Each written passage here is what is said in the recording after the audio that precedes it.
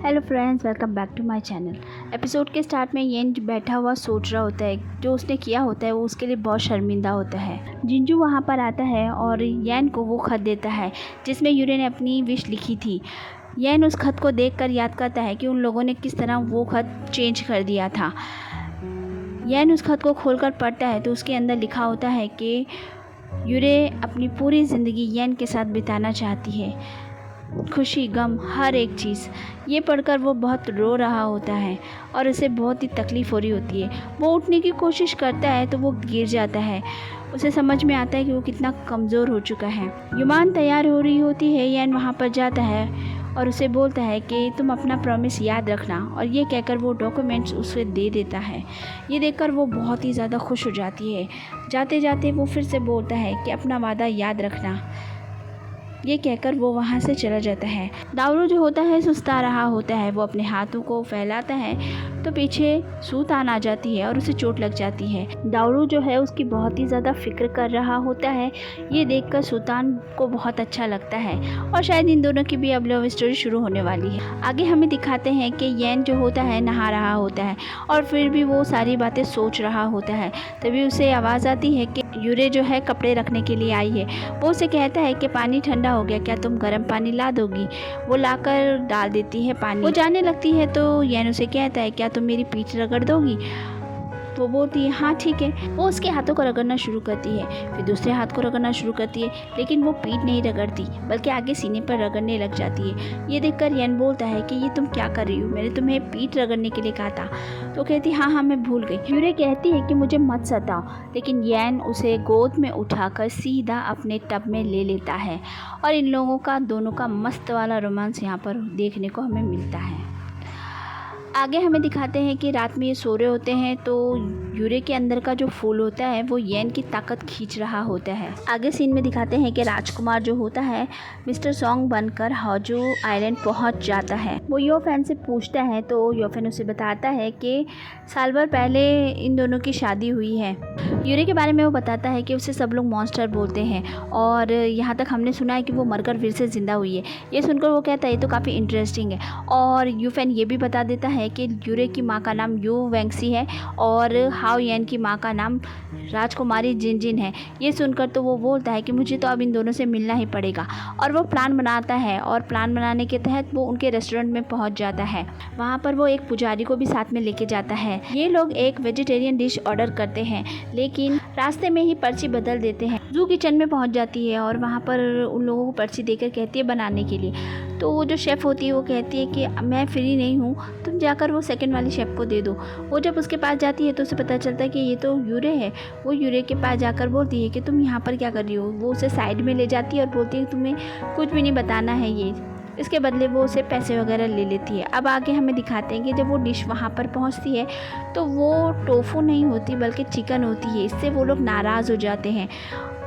सारे लोग वहाँ पर पहुँच जाते हैं और बात को संभालने की कोशिश करते हैं। यान वहाँ पर आता है और बताता है कि लिखने वाले की मिस्टेक है, बनाने वाले की मिस्टेक नहीं हुई है। यूरे कहती है कि आप मुझे एक मौका देकर देखिए, मैं आपको एक बहुत ही अच्छी डिश खिलाऊंगी, और वो जाकर एक अच्छी सी डिश बनाकर ले आती है। पुजारी जी बोलते हैं कि ये तो मुझे फिर से तुम लोग ट्रिक कर रहे हो क्या मेरे साथ। यूरे कहती है कि बिल्कुल नहीं, लेकिन जब वो लोग खाते हैं तो वो एक वेजिटेरियन डिश होती है और सभी लोग बहुत ज़्यादा खुश हो जाते हैं। पुजारी जी से येन कहता है कि मैं हाजू टेम्पल के लिए मदद ज़रूर करूँगा। आगे हमें दिखाते हैं कि राजकुमार जो होता है वो बैठा होता है और बोलता है कि येन की कमज़ोरी उसकी पत्नी है। अब मुझे समझ में आ गया, अब मुझे पता है मुझे क्या करना है। मैं उन लोगों को छोड़ने वाला नहीं हूँ। सीन यहीं पे कट हो जाता है। येन जो है यूरे को समझा रहा होता है कि सब ठीक हो जाएगा और वो उसका सर दबा रहा होता है। यूरे कहती है ये सब कुछ कब ख़त्म होगा, मुझे समझ में नहीं आ रहा है। येन बोलता है कि सब ठीक हो जाएगा। यूरे बोलती है कि मुझे नहीं लगता, और वो ये भी बताती है कि वो जो पर्ची थी उसमें मेरी बहन की हैंडराइटिंग नहीं थी। मैंने उसे चेक किया है, वो बहुत ही ज़्यादा साफ़ सुथरा लिखा हुआ था। मेरी बहन उस तरह नहीं लिखती है। ये सुनने के बाद येन सोचता है कि शायद कुछ गड़बड़ है। वहाँ योमान जो होती है वो अपनी मेड से बोलती है कि कुछ दिनों के लिए हमें खामोश बैठ जाना चाहिए, शायद कुछ होने वाला है, मुझे अंदेशा हो रहा है। मेड बोलती है कि मैडम, मगर आपने अपने भाई से वादा किया है तो आप ऐसा नहीं कर सकती हो ना। वो बोलती है कि इसीलिए तो मुझे कुछ करने की ज़रूरत नहीं है, सब कुछ अपने आप ही हो जाएगा। येन जो होता है वो उसकी बहन की हैंडराइटिंग को उस पर्ची वाली हैंडराइटिंग से मिलाता है, लेकिन वो मैच नहीं कर रही होती है। येन बोलता है कि ये तो कुछ गड़बड़ है। तभी वहाँ जिंजू आ जाता है। येन कहता है हाँ मैं चल रहा हूँ वहाँ पर जहाँ वेजिटेरियन बैंक्वेट होने वाला होता है, लेकिन उसकी तबीयत बहुत ख़राब हो जाती है। जिंजू कहता है कि आपको डॉक्टर के पास चलना चाहिए, ना कि वहाँ, इसलिए चलिए मैं आपको। जिंजू बोलता है कि मैं आपकी मदद कर देता हूँ, चलिए यहाँ से। वहाँ वेजिटेरियन बैंक्वेट चालू हो चुका होता है और बना हुआ खाना लेने के लिए सब लोग आ जाते हैं। डावरू सब लोगों को वो खाना ले जाने के लिए बोल रहा होता है। यूरे सोचती है कि मेरे हस्बैंड कहाँ पर है, वो नज़र नहीं आ रहे हैं। इसी सोच में वो अपना हाथ काटवा लेती है। डावरू उसके पास जाता है और दारू बोलता है कि तुमने अपने हाथ पे कैसे चोट लगा ली, और वो उसे दवाई लगाने के लिए जाता है और सब लोगों को कहता है आप लोग आगे जाओ, मैं अभी आता हूँ। अब आगे हमें दिखाते हैं कि राजकुमार जो होता है बहाने से यूरे को अपने कमरे में बुला लेता है। वहाँ पर वो उसे बोलता है कि क्या हम पहले मिल चुके हैं, मुझे आप जानी पहचानी लगती हैं। यूरे बोलती है नहीं बिल्कुल नहीं, मैं आपको नहीं जानती हूँ। वो फिर उसके खाने की बहुत तारीफ़ करता है और बोलता है मुझे आपका खाना याद दिलाता है उस इंसान की, और वो उसकी माँ का नाम ले लेता है। वो पूछती है क्या आप उनको जानते हो। वो बोलता है हाँ मैंने उनके बारे में बहुत कुछ सुना है, मगर उनके साथ बहुत ही ज़्यादा बुरा हुआ था। ये सुनकर यूरे को बहुत ही ज़्यादा जिज्ञासा हो जाती है ये जानने के लिए कि आखिर हुआ क्या था। वो बोलता है कि मैं बाद में बता दूँगा, और यहीं पे सीन कट जाता है। यूरे किचन में होती है और अपना काम कर रही होती है, मगर वो बहुत ही गहरी सोच में होती है। मैनेजर वहाँ पर आ जाते हैं और वो फिर से उसे भला बुरा कह रहा होता है। वो कहता है कि तुम तो आदमियों को सीड्यूस करने वाली लड़की हो, तुम्हारा क्या है, तुमने दो को तो फंसा ही रखा है, तो और भी किसी को फंसा सकती हो। और वो बहुत ही ज़्यादा उसको भला बुरा कह रहा होता है। येन जो है डॉक्टर को दिखा कर आता है, तो जिंजू उसको बोलता है कि आयरन मास्टर आपकी तबीयत ठीक नहीं है तो आपको आराम करना चाहिए। वो कहता है हाँ मैं आराम कर लूँगा, जब थोड़ा काम ख़त्म हो जाएगा तो मैं पक्का आराम कर लूँगा। ये कहता हुआ वो किचन में आ जाता है। मैनेजर की वो सारी बातें सुन लेता है और आकर मैनेजर को एक लात मार देता है और बोलता है कि आखिर तुम लोग जानना चाहते हो ना कौन है। येन जो होता है सब लोगों को यूरे का नाम बता देता है, और ये सुनने के बाद सब चौंक जाते हैं और समझ नहीं पाते हैं कि ये क्या बोल रहे हैं। येन बोलता है कि वो यहाँ पर किचन में कुछ करना चाहती थी, बस इसीलिए यहाँ पर आई थी, लेकिन तुम लोगों को तो कुछ समझ में ही नहीं आता है। ये कहकर वो उन लोगों को सबको डांट देता है और उसे वहाँ से लेके चला जाता है। राजकुमार जो होता है वो बाज़ार में होता है। फेंगयू उसे बताता है कि यूरे जो है हर 15-15 दिन से उस पहाड़ पर जाती है, उसकी माँ की कब्र है वहाँ पर, और वो प्रार्थना करने के लिए जाती है। ये सुनने के बाद वो कहता है कि तो हमें भी चलना चाहिए वहाँ पर। तभी उनके सामने एक अचानक बूढ़ा आदमी आ जाता है जो टकरा जाता है। वो कहता है माफ़ करना, और वो आगे जाते ही बोलता है कि काफ़ी दिनों से आप काफ़ी बीमार हैं, आपने अभी तक कोई ऐसी दवाई नहीं मिली जो आपको ठीक कर सके। ये सुनकर वो रुक जाता है और बोलता है आपको कैसे पता कि मेरी तबीयत इतनी ठीक नहीं है।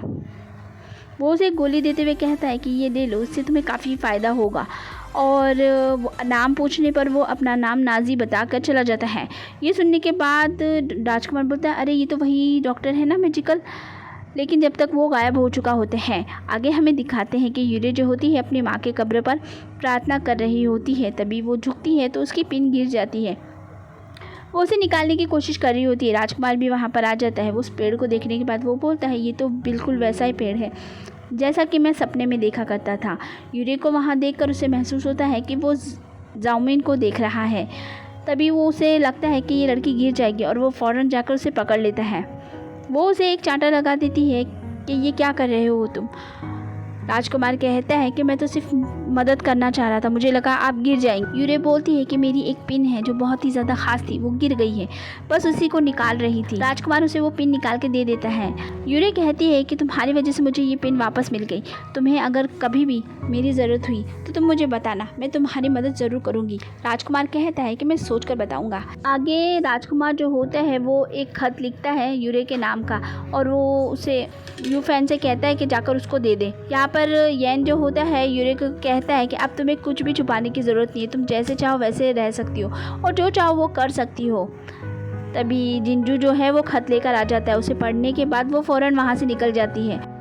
येन को समझ नहीं आता है कि यूरे इस तरह भागकर क्यों गई, और उसे लगता है कि कुछ गड़बड़ है। वो यूरे का पीछा करने लगता है और वो लोग बाजार तक उसका पीछा करते हैं। तभी वहाँ पर दोनों यूफैन को देखते हैं जो कि यूरे को एक बग्गी में बिठाकर लेके चला जाता है।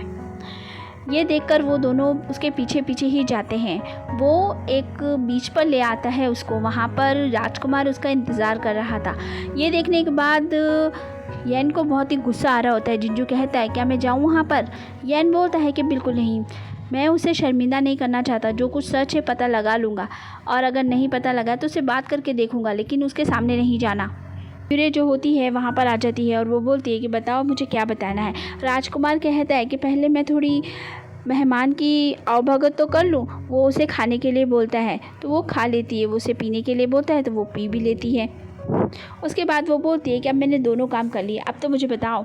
फिर वो बताना शुरू करता है। राजकुमार बताता है कि यू वेंगसी को राजकुमारी जिनजिन ने ही वहाँ पर भेजा था। यूरे कहती है कि मेरे हस्बैंड की मदर ने ऐसा किया, मुझे यकीन नहीं हो रहा, क्या तुम सच बोल रहे हो? राजकुमार कहता है कि मैं हमेशा सच बोलता हूँ, मैं कभी झूठ नहीं बोलता हूँ। दूर से येन भी सब देख रहा था और उसे बहुत ज़्यादा गुस्सा आ रहा था। बोलता है क्या मैं वहाँ पर जाऊँ? येन बोलता है कि नहीं, बिल्कुल नहीं, आगे देखते हैं क्या होता है। यूरे जो है मिस्टर सॉन्ग से कहती है कि आप मुझे सारी बात बताइए, मुझे सारी बातें जाननी है, प्लीज़ बता दीजिए। राजकुमार बताता है कि राजकुमारी जिनजिन जो थी उन्हें पहली नज़र में ही हाओ जिशान से प्यार हो गया था, लेकिन हाओ जिशान और यू वेंगसी जो थे बचपन से ही एक दूसरे को पसंद करते थे और बड़े होकर वो दोनों शादी करने वाले थे। राजकुमारी जिनजिन ने एक साजिश के तहत में कोंकोबेन नियान को जहर दे दिया और सारा इल्ज़ाम यू वेंगसी पर लगा दिया। फिर उन्होंने यू वेंगसी को बचा भी लिया। इस एहसान के बदले उन्होंने हाओ जिशान से शादी करने की बात कही और राजकुमारी जिनजिन की शादी हाओ जिशान से हो गई थी। यू वेंगसी की मौत के बाद सारा इल्ज़ाम उन्हीं पर आने लगा और सब जगह पर उनकी बदनामी हो गई और सबको लगा कि उन्होंने ही जहर दिया था। सारा कुछ किया धरा राजकुमारी जिनजिन का था। ये सारी बातें सोचकर यूरे बहुत ही परेशान होती है और वो घर पर पहुंचती है। येन वहाँ पर उसका इंतज़ार कर रहा था और वो बहुत ज़्यादा गुस्से में था। तो फ्रेंड्स, एपिसोड हो जाता है यहीं पे ख़त्म। अगर आपको पसंद आया है तो मेरे चैनल को लाइक कीजिए, सब्सक्राइब कीजिए, और चैनल पर नए हैं तो सब्सक्राइब करना तो बिल्कुल भी मत भूलिए। मिलती हूँ नेक्स्ट वीडियो के साथ, तब तक अपना ख्याल रखिए। Bye bye.